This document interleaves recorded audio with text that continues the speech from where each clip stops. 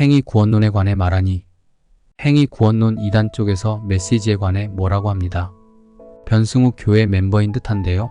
변승우 책 130권을 읽어보면 생각이 다를 것이라고 합니다. 이번에는 김영현 쪽 사람인 듯한데 행함으로 구원받는 것이 맞다고 합니다.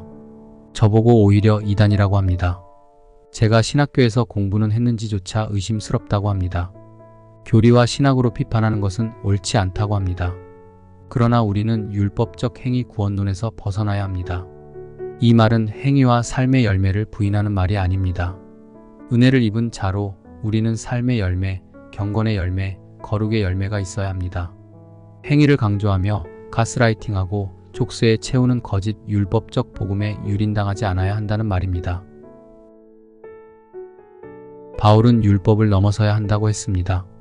예수 그리스도를 통해 성도가 구원을 받고 온전해져야 함을 명시하였습니다. 그렇다면 율법의 기능은 무엇이라고 하였습니까? 죄를 더 이상 짓지 않도록 견제하는 기능이었습니다. 누군가에게 쓴소리를 하는 것은 나쁜 부분도 있습니다. 그러나 순기능도 있습니다. 더 이상 동일한 안 좋은 말, 행동을 하지 않도록 합니다. 때로 누군가 나를 저격하지 않을까 하는 걱정이 되어 자제를 하는 경우도 있습니다. 지크문트 프로이트는 심리학에서 인간의 인격의 원자아, 자아, 초자아를 말합니다. 원자아는 본능대로 움직이는 성질이 있고요.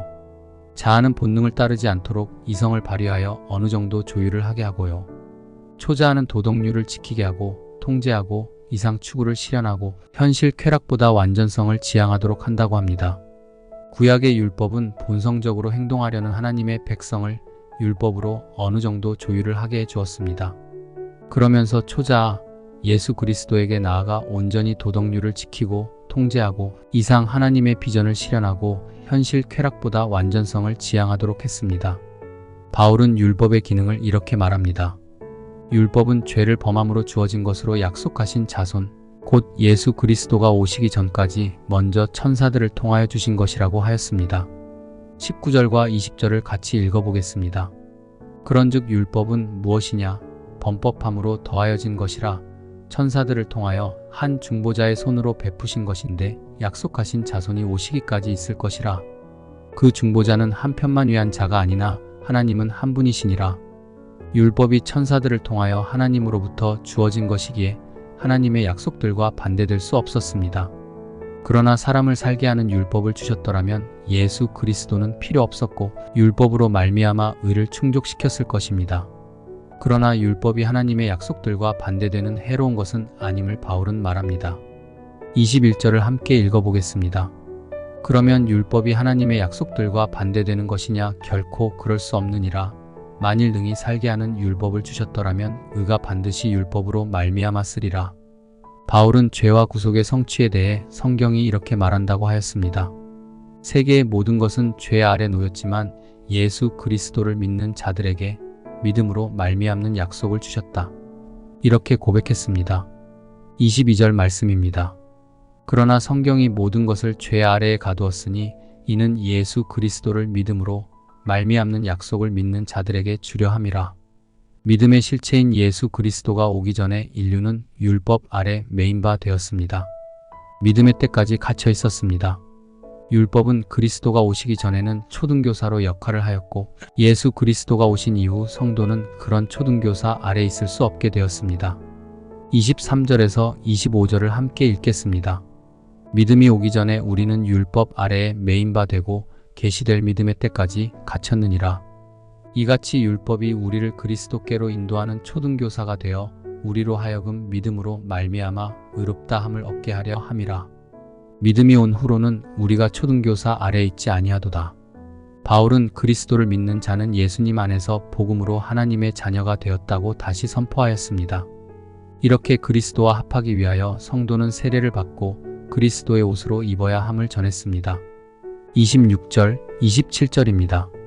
너희가 다 믿음으로 말미암아 그리스도 예수 안에서 하나님의 아들이 되었으니 누구든지 그리스도와 합하기 위하여 세례를 받은 자는 그리스도로 옷 입었느니라. 그리스도 안에 있는 자는 신분과 귀천을 막론하고 하나라고 하였습니다.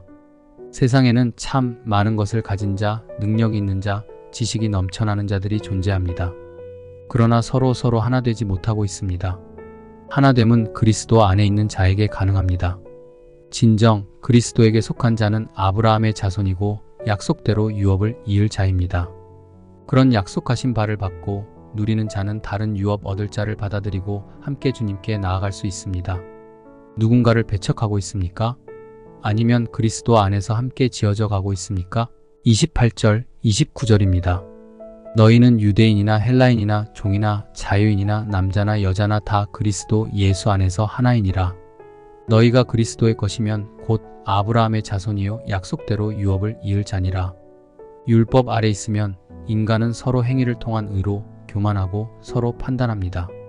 그러나 예수 그리스도 안에 있으면 성도는 유대인이나 헬라인이나 종이나 자유인이나 남자나 여자나 하나가 됩니다. 이 시대는 이념, 정치, 가치관, 이데올로기로 다 나뉘어져 있습니다. 그리스도 안에 있지 않기에 서로 대치하고 서로를 향해 반감을 갖고 살아가고 있습니다. 진정한 복음 안에 거하여 서로 다르지만 틀린 것이 아니라 주님의 귀한 지체임을 고백하길 소망합니다. 주님, 율법의 사람이 아니라 예수 그리스도를 따르고 닮는 자가 되게 하시고 약속하신 유업을 누리고 나누는 자 되게 하옵소서. 오늘 말씀 중 받은 도전 혹 은혜는 무엇인가요? 눈을 감고 같이 기도하겠습니다.